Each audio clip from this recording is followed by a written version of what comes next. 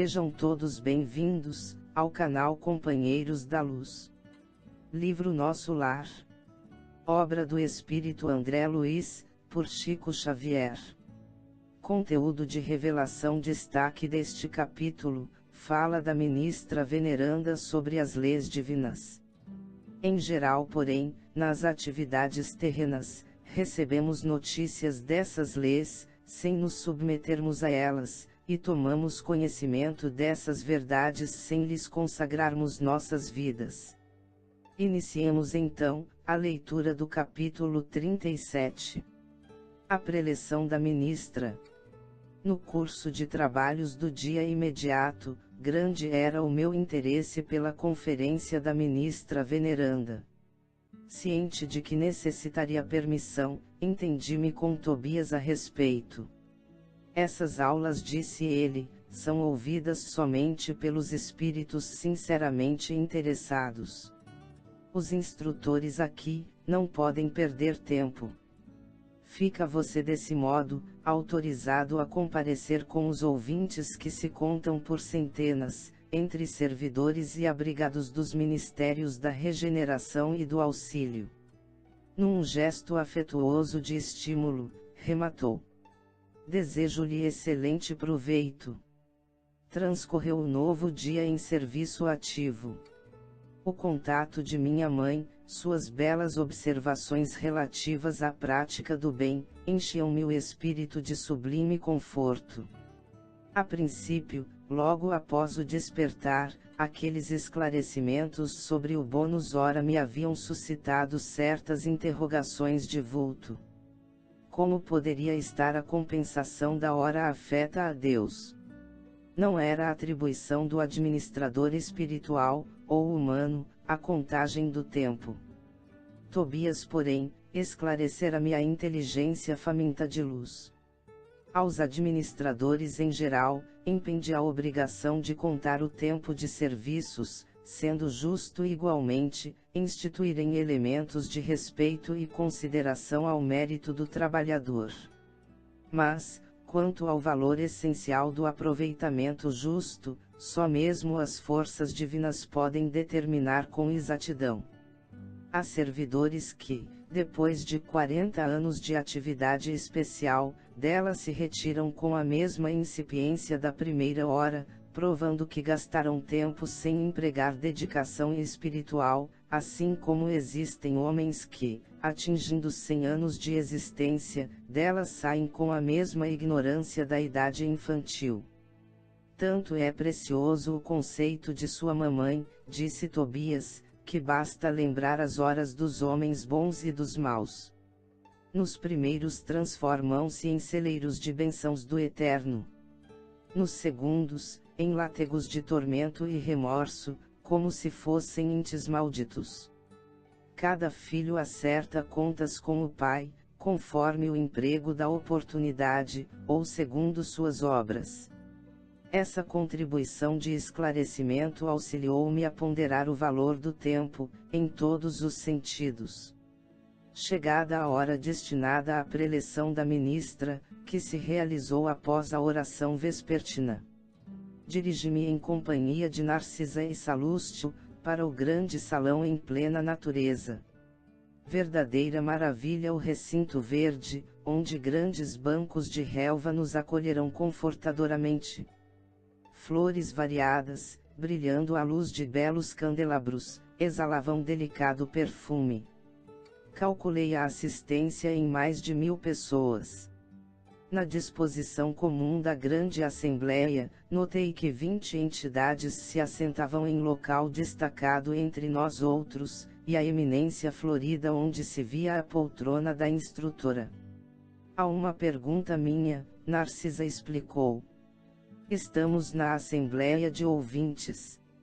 Aqueles irmãos, que se conservam em lugar de realce, são os mais adiantados na matéria de hoje, companheiros que podem interpelar a ministra. Adquirirão esse direito pela aplicação ao assunto, condição que poderemos alcançar também, por nossa vez. Não pode você figurar entre eles? Indaguei. Não? Por enquanto posso sentar-me ali somente nas noites que a instrutora verse o tratamento dos espíritos perturbados. Há porém, irmãos que ali permanecem no trato de várias teses, conforme a cultura já adquirida. Muito curioso o processo, aduzi. O governador, prosseguiu a enfermeira explicando, determinou essa medida nas aulas e palestras de todos os ministros, a fim de que os trabalhos não se convertessem em desregramento da opinião pessoal, sem base justa, com grave perda de tempo para o conjunto. Quaisquer dúvidas, quaisquer pontos de vista, verdadeiramente úteis, poderão ser esclarecidos ou aproveitados, mas, tendo em vista o momento adequado. Mal acabara de falar e eis que a ministra veneranda penetrou no recinto em companhia de duas senhoras de porte distinto, que Narcisa informou serem ministras da comunicação. Veneranda espalhou, com a simples presença, enorme alegria em todos os semblantes. Não mostrava a fisionomia de uma velha, o que contrastava com o nome. Sim, o semblante de nobre senhora na idade madura, cheia de simplicidade, sem afetação. Depois de palestrar ligeiramente com os 20 companheiros, como a informar-se das necessidades dominantes na Assembleia em geral, com relação ao tema da noite, começou por dizer: como sempre, não posso aproveitar a nossa reunião para discursos de longa tiragem verbal, mas aqui estou para conversar com vocês, relacionando algumas observações sobre o pensamento. Encontram-se, entre nós no momento, algumas centenas de ouvintes que se surpreendem com a nossa esfera cheia de formas parecidas às do planeta. Não haviam aprendido que o pensamento é a linguagem universal. Não foram informados de que a criação mental é quase tudo em nossa vida. São numerosos os irmãos que formulam semelhantes perguntas. Todavia, encontraram aqui a habitação, o utensílio e a linguagem terrestres. Esta realidade, contudo, não deve causar surpresa a ninguém. Não podemos esquecer que temos vivido, até agora, referindo-nos à existência humana, em velhos círculos de rivalidade vibratória. O pensamento é a base das relações espirituais dos seres entre si, mas não esqueçamos que somos milhões de almas dentro do universo, tanto quanto rebeldes ainda às leis universais.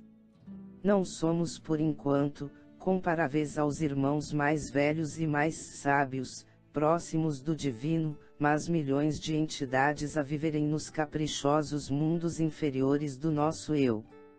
Os grandes instrutores da humanidade carnal ensinam princípios divinos, expõem verdades eternas e profundas, nos círculos do globo. Em geral, porém, nas atividades terrenas, recebemos notícias dessas leis, sem nos submetermos a elas, e tomamos conhecimento dessas verdades sem lhes consagrarmos nossas vidas. Será crível que, somente por admitir o poder do pensamento, ficasse o homem liberto de toda a condição inferior? Impossível. Uma existência secular na carne terrestre, representa período demasiadamente curto, para aspirarmos à posição de cooperadores essencialmente divinos. Informamo-nos a respeito da força mental no aprendizado mundano, mas esquecemos que toda a nossa energia, nesse particular, tem sido empregada por nós, em milênios sucessivos, nas criações mentais destrutivas ou prejudiciais a nós mesmos. Somos admitidos aos cursos de espiritualização nas diversas escolas religiosas do mundo, mas com frequência agimos exclusivamente no terreno das afirmativas verbais. Ninguém, todavia, atenderá ao dever apenas com palavras. Ensina a Bíblia que o próprio Senhor da vida não estacionou no verbo, e continuou o trabalho criativo na ação. Todos sabemos que o pensamento é força essencial, mas não admitimos nossa milenária viciação no desvio dessa força. Ora, é coisa sabida que um homem é obrigado a alimentar os próprios filhos. Nas mesmas condições, cada espírito é compelido a manter e nutrir as criações que lhe são peculiares. Uma ideia criminosa produzirá gerações mentais da mesma natureza. Um princípio elevado obedecerá à mesma lei. Recorramos a símbolo mais simples. Após elevar-se às alturas, a água volta purificada, veiculando vigorosos fluidos vitais, no orvalho protetor ou na chuva benéfica. Conservemo-la com os detritos da terra e fala-emos habitação de micróbios destruidores. O pensamento é força viva, em toda parte. É a atmosfera criadora que envolve o Pai e os filhos, a causa e os efeitos, no lar universal. Nele, transformam-se homens em anjos, a caminho do céu ou se fazem gênios diabólicos, a caminho do inferno. Apreendem vocês a importância disso?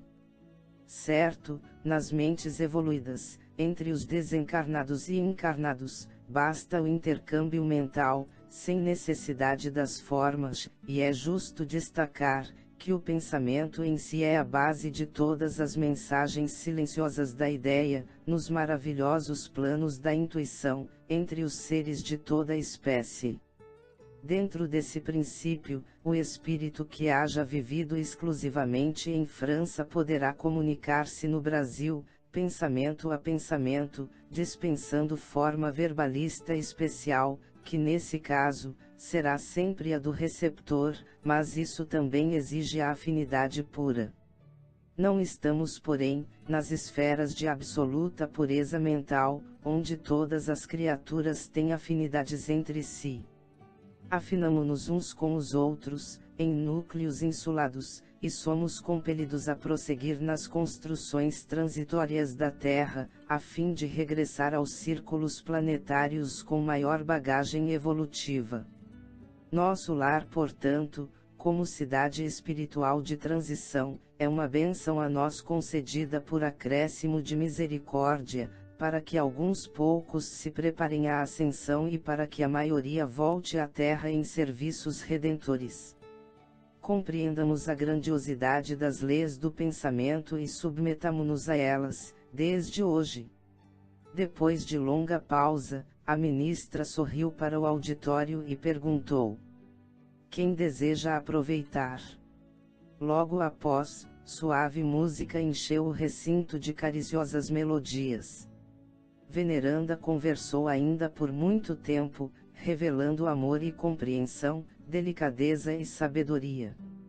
Sem qualquer solenidade nos gestos para evidenciar o término da conversação, findou a palestra com uma pergunta graciosa. Quando vi os companheiros levantarem-se para as despedidas, ao som da música habitual, indaguei de Narcisa surpreendido. Que é isso? Acabou a reunião. A enfermeira bondosa esclareceu sorridente. A ministra veneranda é sempre assim, finalizar a conversação em meio do nosso maior interesse. Ela costuma afirmar que as preleções evangélicas começaram com Jesus, mas ninguém pode saber quando e como terminarão. Chegamos ao deste capítulo.